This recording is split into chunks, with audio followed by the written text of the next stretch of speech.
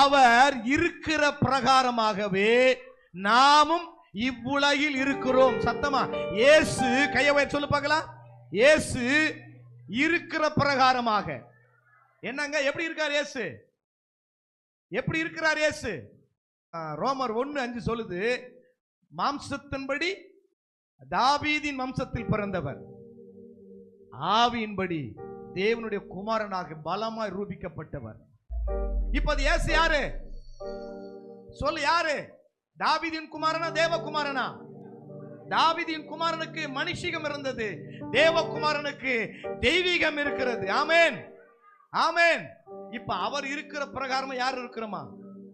நீங்கள நான். இப்ப நீங்க தேவகுமாரனா அல்லது ஆதாமின் குமாரனா? நீங்க தேவகுமாரனா அல்லது சிவலிங்கத்தின் குமாரனா? புள்ள சொல்லணும் ஒவ்வொரு முறையும், அடே நீ ஐயா சொல்லணும், நீ ஏன் பிள்ளைடா, நீ ஏசப்பா பிள்ளைடா. ஆமென். ஒவ்வொருத்தரும் அவங்க பிள்ளைங்களை பார்த்து சொல்லணும். என்ன சொல்லணும் ஐயா தாமஸ்? என்ன சொல்லணும்? என் பிள்ளை இல்லடா, நீ யார் பிள்ளை? தேவ பிள்ளை.